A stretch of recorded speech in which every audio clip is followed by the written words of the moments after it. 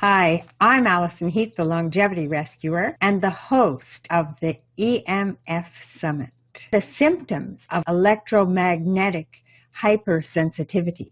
They call it hypersensitivity because everyone across the board is sensitive. Especially sensitive are children, the elderly, and people that are ill.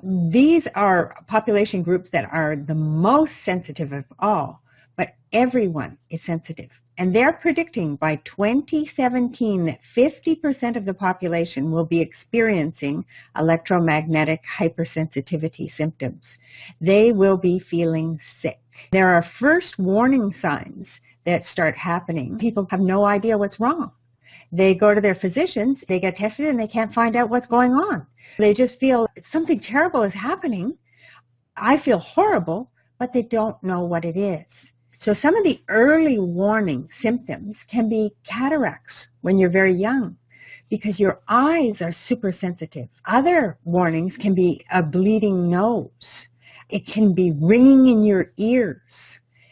You could have racing heartbeat. These problems include headaches as well.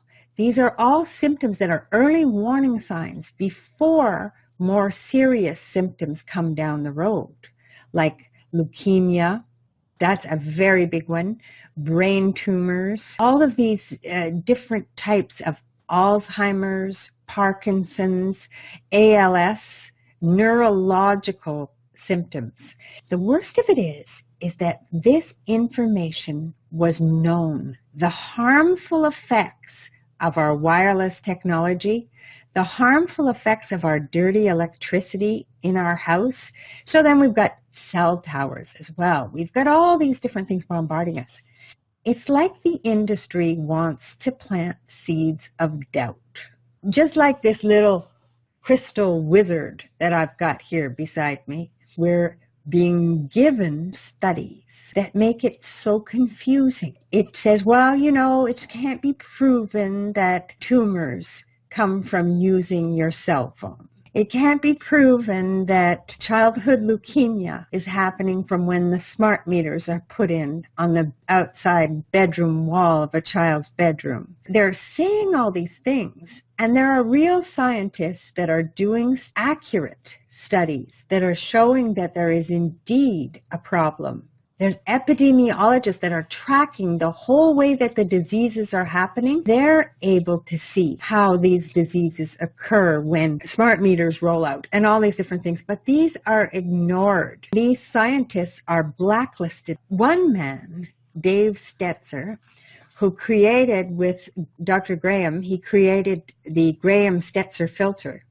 And he sent me this book. It was translated from Czechoslovakian into English. And this was in 1971. And yesterday, somebody sent me something from 1965. Well, this document, this book, lists pages and pages of research studies that were done before the industry got involved in trying to plant seeds of doubt. They're talking about some of the things that people are experiencing that they knew. It was overall weakness, dizziness, their sleep is disturbed. And they're sleepy during the daytime. They're moody, frequently irritated and unsociable. They manifest feelings of fear. There's nervous tension, mental depression, deterioration of intellectual functions, and noticeably memory impairment. And I noticed that myself. I couldn't remember my passwords. I couldn't remember how to use a bunch of computer programs. Breathing difficulties, pounding of the heart. I certainly had that, and many complain of difficulty with their sex life. And this is just from a single irradiation can cause a drop in the resistance of organisms. Then they have the effect on eyes, and they did all these experiments on animals. They had the effects on eyes in man, and they show how these cataracts are forming. They have the nervous system and how it is affected. So he just is listing tons and tons and tons of studies that have been done on this.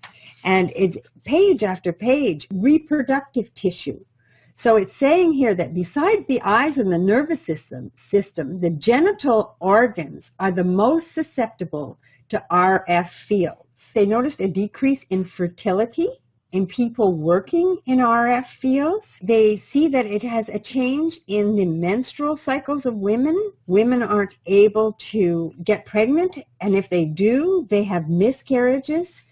It has a whole section on the circulatory system. So how that's affecting the circulatory system. Changes in blood pictures. They're looking at your blood through a microscope. The blood is definitely changing when it's exposed to microwave radiation. They have effects on the other parts of the body as well. So other organs are also affected, and they've done many studies on that. They have biochemical changes that are happening and the different reactions. They go on in great detail about this. They have effects also. They've done studies on other organisms. They've done studies on the invertebrates and how electromagnetic radiation affects invertebrates, on unicellular organisms, so amoebas and so on are affected.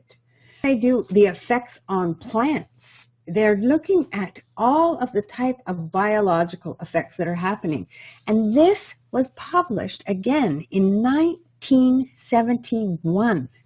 That's a long time ago. We have today people like Henry Lai who are discredited for their research, proving that there's DNA damage happening from cell phone radiation. We have people that are coming out of retirement like Barry Trower because he can't stand to see that we have Wi-Fi in schools and we're subjecting these young children. They have thin skulls. They can't take this radiation. They're getting zapped. They're getting depression and so on. One of the schools where they cleaned up the electricity and they put in Graham-Stetzer filters, the teacher could plug in the filter and then she could pull it out. 45 minutes later, the children would be unmanageable. They would be off the wall. She'd put the filter back in and they would be fine and quiet. And yet today I was talking to one of my dear, dear friends, a very good girlfriend of mine who's a principal of a school. And she said, there's nothing I can do. I don't have any authority over getting the school cleaned up, getting the school wired instead of wireless. So we have a lot that we need to do. And I encourage you strongly to join me on the EMF Summit. Join me and find out more. Learn from these scientists. Schools in Ontario have removed wireless. Schools in France have removed wireless.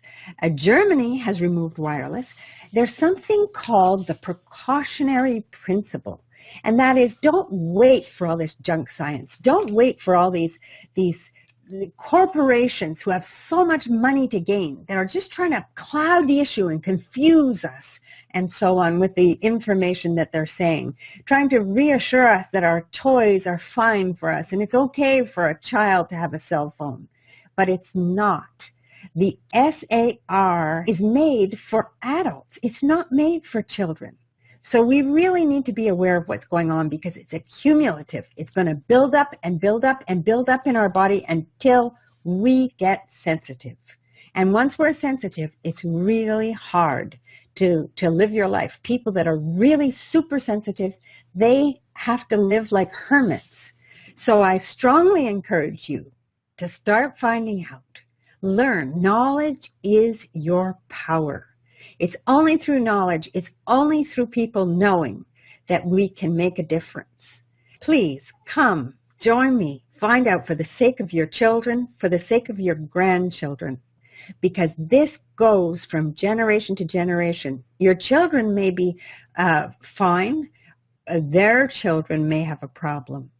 So really, find out about this. This is important information, and there's many great scientists that are willing to share it with you. Join me on the EMF Summit.